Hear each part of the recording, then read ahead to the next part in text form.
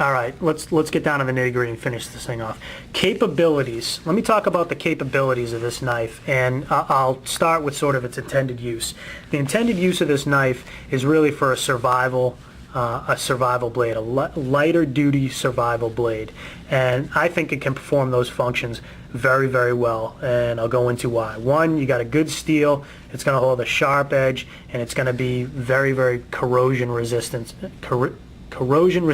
can't talk, and rust resistance. Two, it's got an awesome pistol grip. It's not a true pistol grip, but I keep calling it that for some reason, a humpback grip. And although it's not the largest handle in the world, so keep that in mind if you've got big old hands, it form fits your hand very, very well and really locks in on this back side and on this front side. So you get your hand in there and it's not going to go anywhere. Glass-filled nylon for a handle. This does not absorb shock tremendously well when you're pounding it through a piece of wood, so keep that in mind. But you know, that's okay. We've all hit the end of the bat playing t-ball and had that vibration go up through our arms. So if we can handle that, we can handle this. Lashing capabilities, I love that. Great idea, great design. Front and back. Glass breaker, skull crusher in the back. Very good tool. Very, very good. Plexiglass, glass, whatever you may need.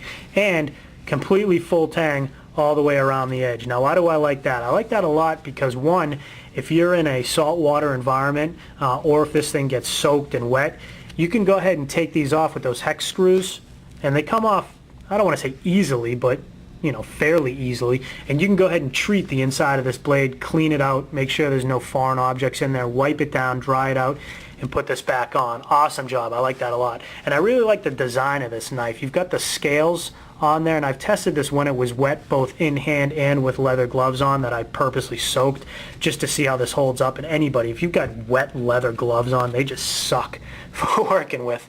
But this held up very well. I really like that scale design with these holes in there, allow the water to kind of move in and out of there very easily. So good grip, both from its design and in its material. So awesome job, Ka-Bar. You've got the, I won't call this jimping, I'm going to call this notching on the back. And let me show you guys what my favorite jimping is that I've ever come across. Let me go right back to the SOG Field Pup. You see that? That to me is jimping. See those teeth? That's notching. See how wide those are? And again, in a wet environment, that may be better. If you've got tactical gloves on, that may be a little bit better. But I'll take this any day. That you lock your hands into that, your thumb into that, and it's not going anywhere. SOG really nailed it with the jimping, in my opinion. And Ka-Bar, that would be something that I would try to do on this if possible, is create a little bit better teeth on that, because these really don't prevent any kind of slipping. I'm not putting too much pressure on that, and I can run my hand over that. Now, if I put a lot of pressure on there, yeah, it'll hold, but you can see I can still move it along. I take this thing, put my thumb into that, that's not going anywhere. That's going to rip anywhere, and I really like that. I appreciate that. You combine that feature with the back, and your hand's not going to move anywhere. Change the jimping on that, or change the notching to jimping. That'd be my suggestion. Here's a feature that I really like about this knife. There's no top guard on there. You've got a bottom guard, and again, I'll commend this handle for locking your hand in there due to its design. So you can hit the back of this knife and baton with it, split wood with it, and you don't have to worry at all whatsoever about breaking the handle on this knife, because what you're going to be hitting is the tang design, or the tang as it's designed to come all the way back through the knife. Awesome job, Ka-Bar. Great thinking on that one. I do not like top guards on my knives. Some of you people that are in the arena where you may be using your knife for a knife fight, and I'll say it again, if I've said it once, I've said it 100 times, I'm checking my ego at the door in a knife fight. If I have the option, I'm going to run the other way. I am not skilled in fighting with knives. And, you know, even if I was, knife fights are just not where I want to be. So if I can avoid it, I'm going to. Now, if you can't avoid it, you can't avoid it. But what I would rather do is not have a top guard on that, so that I can woodwork with it and hit the back of that without having to worry again about breaking this portion at the hilt of the handle and maybe allowing foreign objects in there. So those are some of my critiques, I guess, of the notching on the top. But boy, they got it right without, in my opinion, without putting a top guard on that. Let's see, what am I missing on this thing? Made in Taiwan, not in the US. I do not have a problem with that at all. Ka-Bar's Taiwan operations are very well skilled, perhaps as much, if not more so, than any American operations I've seen. They do a fantastic job on their knives, and this one's no exception. Price point, you can get it online for right around, probably between 80 and 90 bucks. So very affordable. I think this is one of those knives that you can buy one or two of. You'll use one, but trust me, when you get it, if you're a knife enthusiast like I am, or kind of a gear junkie, then you're going to want to probably pass one of these down to your kids like I am, and that's why you see this one unused. This one's going to be passed down unused to my kids. I'm going to put it back in the box, treat the blade as always with some Rem oil, put it back in the box, bring it out every once in a while just to treat it again. But the one that I'll use is the Tanto style one, and you know, that's the one that they're not going to appreciate getting, because it's going to be beat up by the time they get it, but I have no doubt that it can take it.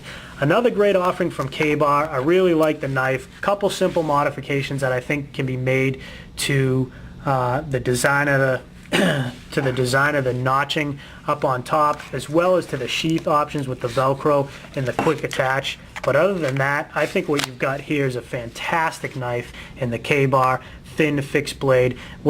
Another thing I like about this series of knives is just that it's a series of knives.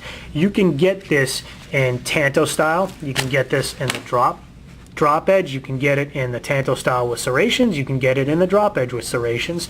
They give you the option. I prefer, and you guys have heard me to say this before, a straight run on a knife of this size.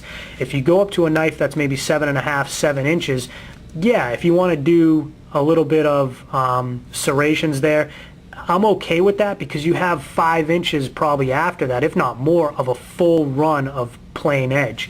But on a knife this small, give me one or the other. I'd rather have full serrations or a full plain edge. I'd rather have a full plain edge than full serrations.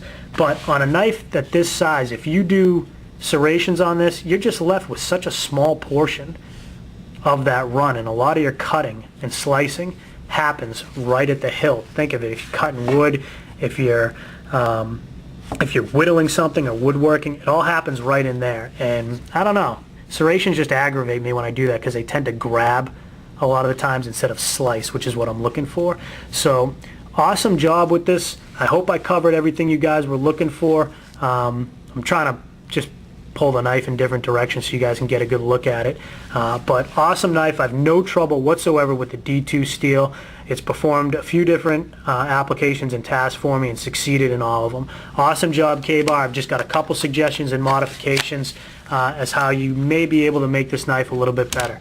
But another great offering from Peter Janda, from Ka-Bar. Good job, guys. I highly recommend, if you're in the market for a medium-sized survival knife, I think you're going to have a lot of luck with this one. I think you're going to like it and get a lot of utility out of it. So awesome job. Thank you guys so much for coming along. I hope I hit on everything. I'm sure I missed one or two things, as I always do. But that's it from here. Thanks for coming along. Really appreciate you guys. Take care. Franchise Kid out.